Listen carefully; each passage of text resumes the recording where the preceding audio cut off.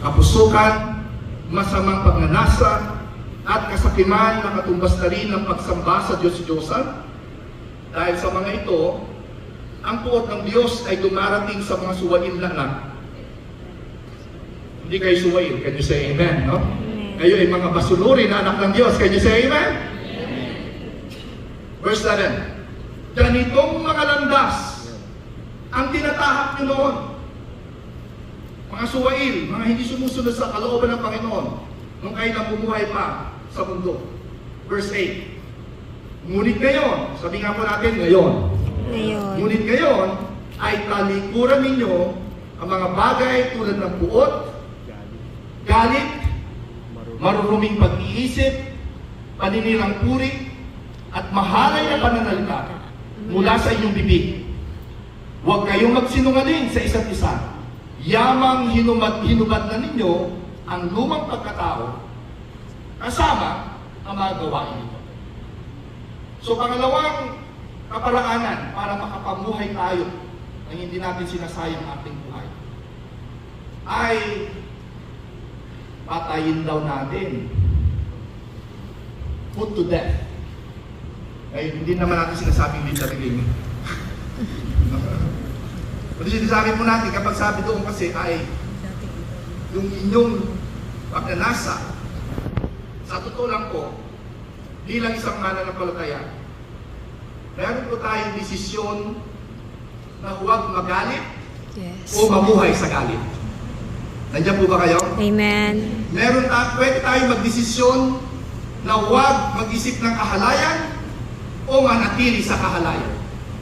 Meron tayong desisyon na huwag magnasa ng hindi maganda at maging sakit, o pwede tayong tumigil doon. Every day, you are going to live in Christ and dead to your sin. Bawat araw ay magdidesisyon ka, hindi na yan ang ugali ko, ito na ang aking ugali para sa Panginoon. Can you say amen? Amen. Amen. Palapakan po natin ang Panginoon. Hallelujah. Meron kang choice na magpatawad o umaway sa mga tao. Meron kang choice na magalit sa mundo o magmahal sa mga kaaway mo. Amen. Every single day, you will always choose to live according to your nature. And that nature right now is you are in Christ Jesus. Ikaw ay na kay Kristo Jesus na. Hindi lang actually bawat araw, bawat oras. Halimbawa, nag-drive ka, bigla kang kinat ng iyong kung sino man yun, nanggigigil ang laman mo. At nais mo siyang pero pwede mong piliin, purihin ng Diyos. Hallelujah. Ako ay Kristiyano Amen. na mananampalataya ng Panginoon. Can you say amen? Amen. Meron kang kapag kami, mga tao, lalo na, kasama mo sa bahay, nakarinig ka ng mga salita na pumalping yung iyong tenga. Nag-init ang iyong pandinig. Alam niyo po ba yun? Pumalping yung kanyang tenga dahil sa maling pananalita ng anak mo, ng asawa mo. Anong pipiliin mo? Ang kumalma at huwag kang kumalma ka lang, ha? Kalma lang. Okay? O kumalma. Makipag-away ka. So, totoo lang po, ganyan po ang realidad, lalo na sa bahay. Ang isa pa sa bakit mapapansin natin, ang pinakamabilis na magpainit ang ulo mo. Kaya mga tao, natasak asawa mo sa loob ng bahay. Diba? Hallelujah. Mga konting, yung bang nagkamali siya ng gising, at iba yung kanyang tono, parang gusto mo na rin, di ba? Pero hindi. Nananahimik ka lang. Sasabihin mo sa sarili mo, Edwin Cristiano. Hallelujah. Tama po ba? Amen. how are you? Oh, I'm blessed. Ay, masaya sa Panginoon. Pero pag nasa bahay, kumusta ka na? Hindi na ulo ko. Ang pag-usap sa akin, di ba? Di ba totoo yun? Parang iba yung nag-iba ang kulay pag nasa loob ng bahay. Praise the Lord. Lalo na kapag mga anak mo. Diba? Ngunit, meron tayong kakayanan para tigilan yun. Can you say amen? Amen. Hindi Thank po you, tayo Lord. yung Self-control. alipin ng galit. Hindi po tayo alipin ng bitterness or hindi po tayo alipin ng anger. Yes. Tayo ay malaya na doon at kayang-kaya nating lumakad ng tama at maayos Praise sa ating God. pamilya at sa kapwa natin. Palakpakan nga po natin ang Panginoon dyan. Verse 8, kaya nga sabi na dito, talikuran na natin. Amen? Amen. Ano yung ating dapat talikuran? Marunong pag-iisip, paninirang uri, mahalin na pananalita, mga masasamang mga pananalita, minsan, mga sarcastic na pananalita na nakakasakit sa kapwa. Hindi po ba? Nagsisikuhan na yung mga mag-asawa dyan kayo dito ko. Bakit ng Patulo Espiritu, huwag kayo magturuan. Huwag magsinungaling sa isa't isa. Did you say amen? Amen. Sabi nga po natin, kaya ko to. Kaya ko ito. Isa pa po, kung mahina yung kaya, parang hindi kayo kumbinsido. Sabihin nyo, kaya ko to. Kaya ko to. Alam niyo kung bakit? Sapagkat kayo ay ginago na ng Panginoon. Amen. At ang biyaya ng Panginoon ang siyang tutulong sa inyo para magawa Praise niyo God. ang tama. Palapakan po natin yung Panginoon. Ngayon, hindi naman natin sinasabi na perfecto na tayo kagad. Yes. We are work in On progress. process. Pwede tayo magpadala, magpa-imprento sa t-shirt natin. Under construction. Or excuse me for the mess. Ililinis pa ako ng Panginoon. Magdala, di ba? Pero, hanggat ang iyong pag-uugali o ang iyong puso, ganito po ang dapat natin tandaan, hanggat ang iyong puso ay handang magpaturo. Amen. Amen? Hindi natin sinasabi na kayo ay biglaan ng perfecto at Yes. napakabanal na, parang santo na hindi na nagkakasala. Hindi po lahat po tayo ay may tendency na magkamali. Pero hanggat ang ating puso ay handang magpaturo Yes, that's right. at hanggang ang ating puso ay nagpapakumbaba at handang bigkasin ang salitang sorry po, sorry. Yan. Hindi po yung sorry! Sorry na nga eh. Ito yung tono eh, no? Parang sa panggalit na naman. Sorry, kamali ako. Tama ka. Yun. Yun po ay isang malaking upang magprogreso ka sa iyong pananampalataya at malaking tulong para hindi mo sayangin ang iyong buhay na binago ng Panginoon. Amen. Dahil ang taong namumuhay sa galit at walang pagpapatawad ay sinasayang niya lang ang kanyang buhay. Alam niyo po ba na kapag tayo ay dumating na sa punto na kukunin na tayo ng Panginoon, marirealize mo yung mga bagay na ikinagagalit mo, Yes. ikinangingit Kung mo, kailan matanda na tsaka maliliit. mga bagay na ayaw mo, ay magiging isang maliit na bagay pala yun Mhm. na pinag-aawayan ninyo. Kung marirealize mo, hindi ko dapat sayangin ang buhay ko rito. Tama. Ganyan po ba kayo? Amen. Madali pong gumawa ng hindi maganda. Pero, nasasayang ang bawat araw mo dahil sa hindi mo pagpili sa tamang gawin ng isang mananampalataya. Pero pag pinili mo naman ang ugali na ibinigay sa iyo ng Panginoon, makikita mo mabubuhay ka sa malayang pamumuhay, makakatulog ka ng payapa at wala kang kaaway. Amen. Amen po ba? Yes, thank you, Lord. Alam niyo po ang mga, sige po, palakpakan po natin ang Panginoon. Alam niyo po yung mga nasa mga huling yugto ng kanilang mga buhay, mas mapabait po sila minsan, no? Yung mga nasa jubilant na, yung mga... Hindi, I'm just, trying to say that they realize life, Reality. you are taking life too seriously, when in fact you can enjoy your life with the Lord. Can you say amen? Amen. Napakarami mong tangan-tangan na mga kabigatang hindi naman dapat Tama ka. tanganin. Yes. Bakit hindi mo i-release yan? Di po ba? I-release natin yan. Tama na yung mga galit at sama ng loob. Bulatin mo ang iyong asawa. Mag-sorry ka. Magugulat siya sa'yo. Bulatin mo ang iyong mga anak. Anak, anong gusto nyo? I-treat mo kayo ngayong araw ng Father's Day. Ako mag-treat sa inyo, di ba? Ganun. Sometimes we can do things na it's proper and eventually you will reap the fruit. Can you say amen? Amen. Verse 10. At kayo'y nagbihis na. Sabi nga po natin, nagbihis na. Nagbihis na. Nagbihis na ng bagong pagkatao at napatuloy na ginagawang bago. Amen. So kayo ay binihisan na ng Panginoon ng bagong buhay, pero patuloy pa rin kayong nagbabago. Praise God. Nandun yung kaligtasan na sa inyo, kayo ay nakay Kristo na, pero may mga pag-uugaling patuloy pang inaayos ng Panginoon sa atin.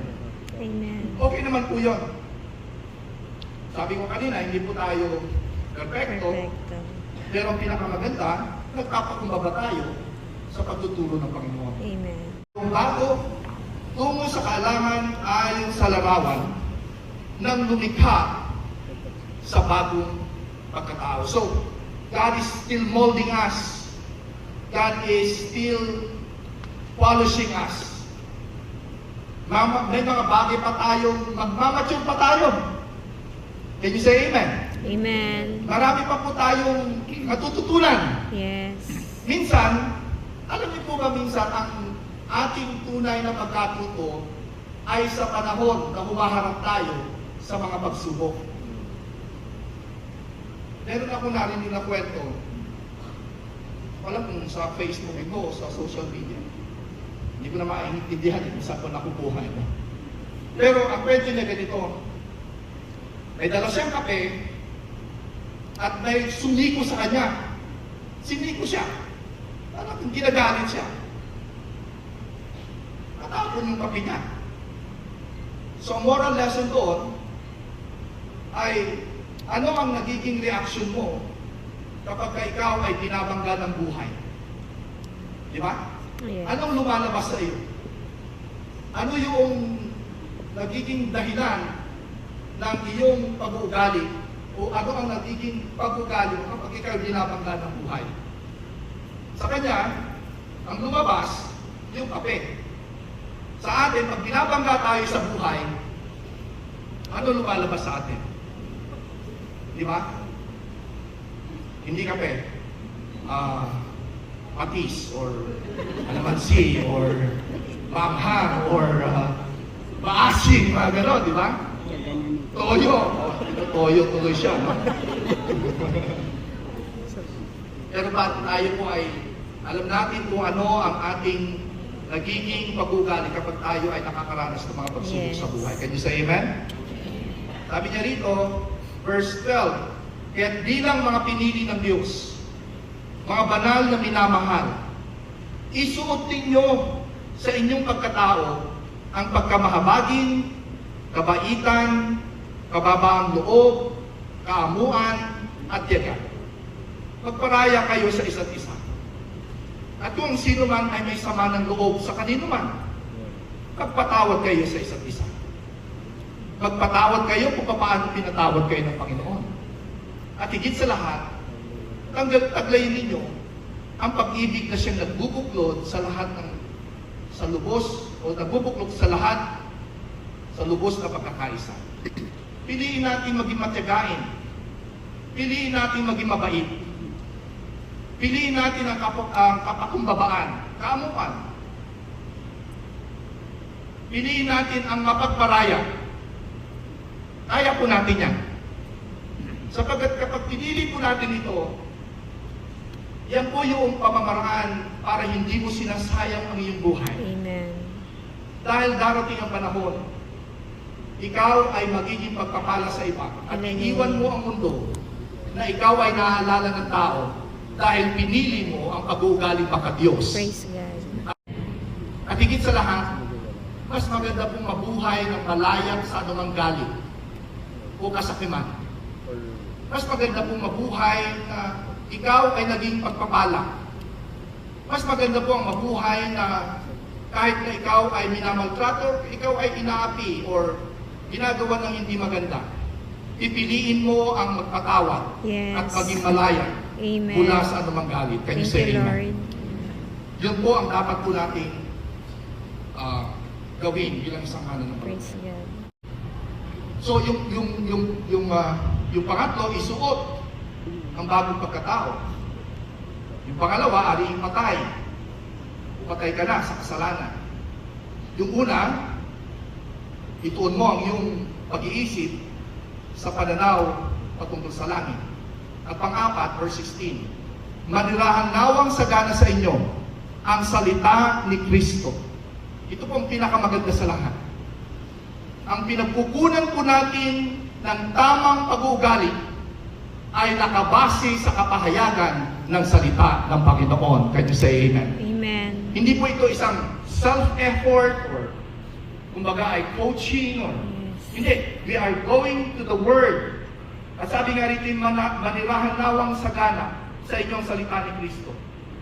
Kalakip ng buong karunungan ay turuan ninyo at paalalahanan ng isa't isa sa pamamagitan ng salmo at mga himno at mga awiting spiritual habang umaawit kayo na may pasasalamat sa Diyos sa inyong mga puso. Amen. So, imbis na gugulin nyo ang inyong sarili sa galit, sa anumang uri ng hindi pagkakaintindihan, mas gugulin ninyo ang tumanggap ng salita ng Diyos, magpuri sa Kanya. Amen. Mas gugulin ninyo ang ituro ang salita ng Diyos sa iba at umawit ng may pagpapasalamat sa Panginoon. Ibig sabihin, ito po ang ating maging place where we can take a refuge kapag tayo ay merong mga pagsubok na kinakaharap.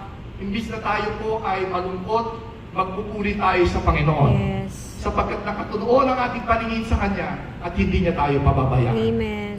Amen? Lastly, number 5, verse 17. At anuman ang inyong gagawin, sa salita man o sa gawa, gawin ninyong lahat sa pangalan ng Panginoong Hesus. Kalakip ng pasasalamat sa Diyos Ama sa pamamagitan niya. Gawin lahat ng bagay para sa Panginoon. Amen. Gawin natin ang lahat ng bagay upang maluwalhati siya sa ating buhay. Kung babalikan natin ulit yung ating inawit kanina, alam niyo po bang yung ating pag-awit kanina ay hindi lamang basta pag-awit dahil kasama ito sa service, kundi ito ay isang declaration.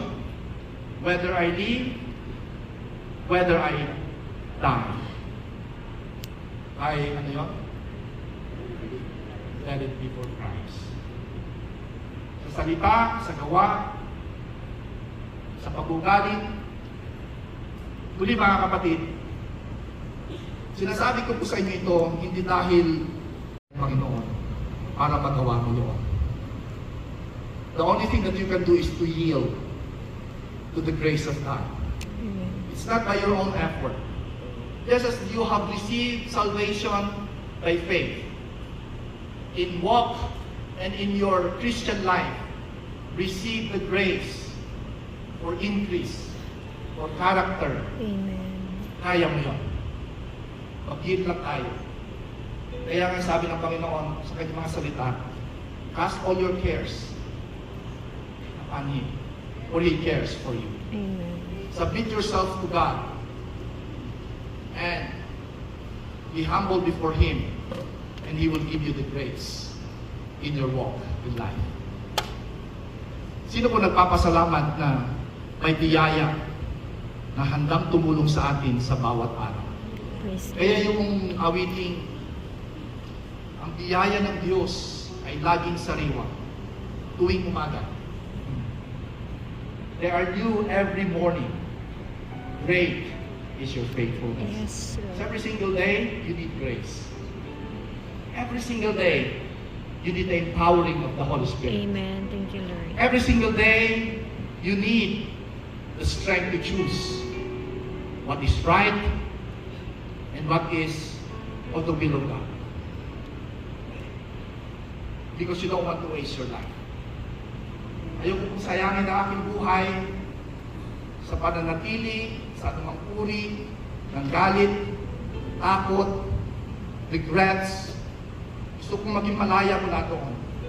Dahil minsan lamang ako lalakad sa mundong ito at hindi ko na mapabalikan ang kahapon.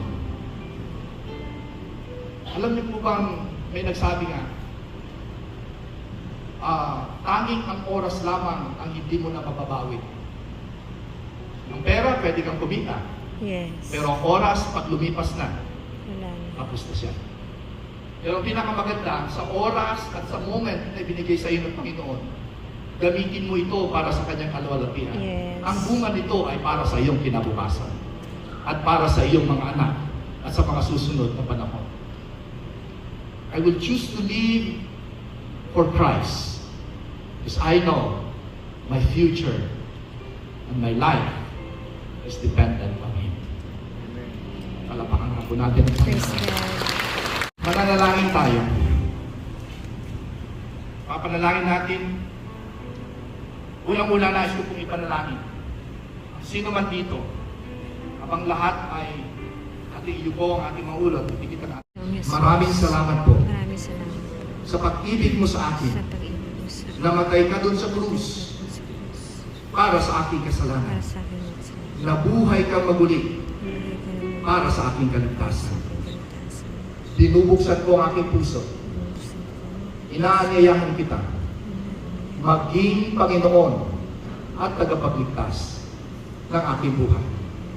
Mula ngayong araw na ito, ikaw na ang maging hari. Ako'y susunod sa inyo Yes, at Lord. ako'y maglilingkod sa inyo.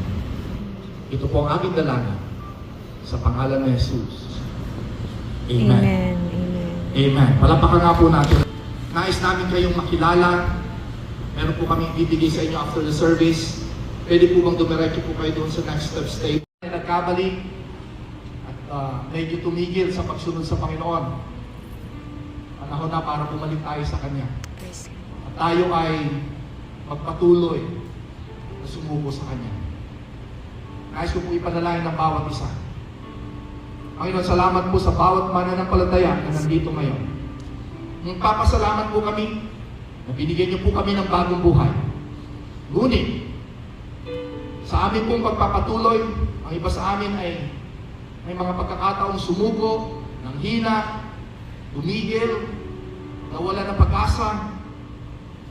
Pero ngayong araw na ito, nagdidesisyon muli ang bawat isa. Na kami babangon mula sa aming pagkakadugmok, pagkakadiscourage, kami magpapatuloy. Alam po namin na kayo po ang aming tagapagligtas at kayo rin ang aming Panginoon. Ano man ang iyong kalooban, siya namin susundin. Yes, Lord. Salamat po, Panginoon, na kami po ay inyong patuloy na papangunahan. Amen. Salamat sa iyong biyaya Yes, Lord. sa bawat araw ng aming buhay. Ito po ang aming dalangin sa pangalan po ni